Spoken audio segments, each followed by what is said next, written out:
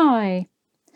Did Henry VIII really love Anne Boleyn is a question I've been asked many times since I started researching Anne Boleyn's story 15 years ago. And I've even handled it in a video before. But it's something that I've changed my mind about as I've dug deeper and deeper.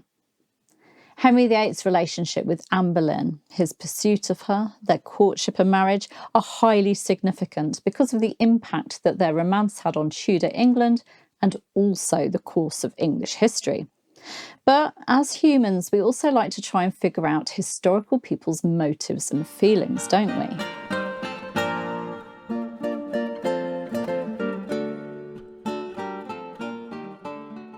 Henry VIII married his first wife, Catherine of Aragon, in 1509, shortly before his 18th birthday. And it was a marriage whose early years were defined by affection, respect, and probably love. He chose to marry Catherine, and they seemed happy for many years. Unfortunately, Catherine's 6 pregnancies, the loss of a son, and the stillbirths she experienced put a lot of stress on the marriage, as did her husband's growing obsession with having a male heir. Catherine's 4th stillbirth was in 1518, and by the early 1520s, when it was clear that Catherine would not get pregnant again, Henry VIII began looking for a solution, a way to set Catherine aside and take a new fertile wife. It is not known exactly when Henry VIII's eyes landed on his wife's maid of honour, Anne Boleyn, but Anne had returned from 8 years on the continent in late 1521 or very early 1522. She must have been markedly different from her fellow maids of honour, with her French style, sophistication and Renaissance education, and Henry VIII was drawn to her. At first, I'm sure he just wanted her as a mistress, but when Anne refused his advances, even returning to the Boleyn family home, Hever Castle in Kent, to escape, attraction turned to obsession.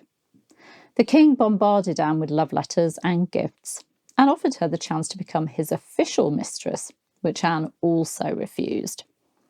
This is when Henry VIII decided that Anne could be Catherine's replacement. He could have his cake and eat it. He could marry the woman he wanted to bed. He didn't need a foreign diplomatic match. He could make Anne his queen. He pursued Anne mercilessly, and one author, Karen Lindsay, author of Divorced, Beheaded, Survived, a feminist reinterpretation of the wives of Henry VIII, goes as far as depicting Henry VIII's courtship of Anne as sexual harassment. Henry was king. He was in a position of power. He held her court career and those of her family in his hands. So just how many times could Anne be expected to say no to him? It appears that Anne finally relented at New Year 1527 and said yes to the king's proposal of marriage. And thus began the great matter, Henry VIII's 6-year quest for an annulment of his first marriage so that he could marry Anne and have a son with her. But it wasn't until May 1533, just days before the pregnant Anne's coronation, that Henry's marriage to Catherine was ruled invalid and his marriage to Anne valid. 6 years of stress. A quest that led to Henry, once the defender of the faith, breaking with Rome and establishing himself as supreme head of the church in England. A quest that led to the brutal executions of those who denied the king's supremacy. A quest that led to divisions. A quest that really did change English history, as it led to the English Reformation. And of course, it led to a Queen of England being executed. Anne Boleyn's story is told movingly in the famous movie Anne of the Thousand Days, and she really was the 1,000-day queen. Henry had gone through so much to make Anne his, to have his Renaissance queen, only to completely abandon her, to annihilate her and all references to her, just 3 years after their marriage. How could that happen? In 1541, when Henry VIII was informed that the allegations made against his 5th wife, Anne's cousin Catherine Howard, were true, he wept in front of his Privy Council. He was heartbroken, and then that grief turned to anger, and he even called for a sword so that he could kill her himself. Yet in May 1536, while his second wife, The woman some see as the love of Henry VIII's life was imprisoned in the Tower of London while her household was being disbanded.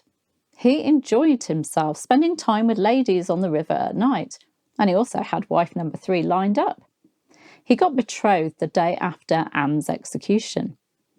He didn't weep in front of his council. He didn't show heartbreak, loss, or fury. And Eustace Chapuis, the imperial ambassador, wrote, "You never saw prince nor man who made greater show of his cuckold's horns or bore them more pleasantly. I leave you to imagine the cause." Now, I believe that Henry VIII ordered Thomas Cromwell to get rid of Anne Boleyn at any cost, that he was behind her fall, that he knew she was innocent.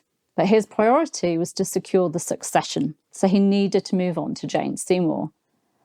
But how had Henry gone from moving heaven and earth to possess Anne to wanting her to die? Well, before now, I felt that Henry's love for Anne died, that their relationship was put under such an extraordinary amount of pressure with the long wait, the actions Henry had to take, the divisions at court and in the country, Anne's 2 failed pregnancies, etc., that his love for her just couldn't survive. After all, he did seem able to switch love on and off if he felt at all let down by a person. But I've changed my mind. I think Henry VIII was in lust with Anne Boleyn, that he was obsessed with her, that he wanted to be a Renaissance king like Francis I, and that marrying this Renaissance woman helped him attain that. I think he liked the thrill of the chase, the way that Anne was so different to other women at court. I think he found her intoxicating, but that all wore off. Real love lasts. Real love is unconditional. Real love stays the course.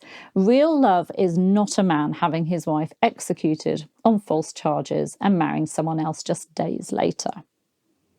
So, while some historians will argue that Anne Boleyn was Henry VIII's greatest love, I disagree. She was his greatest obsession. She was like the hind of Sir Thomas Wyatt's poem, Whoso lists to hunt. She was wild for to hold, though she seemed tame. And Henry VIII hunted her down and made her his. Caesar's I am. But unlike the hind of the poem, Anne's story didn't end there. The hunter also slaughtered her. It's not a love story to me. It's a dark story of obsession turned to hate. But of course, what's wonderful about history and things like this is that we all have very different views and we can all argue these different views. So you know what? I'd love to hear what you think. Did Henry VIII really love Anne Boleyn? Please have your say and leave a comment. I look forward to reading it. See you soon. Take care.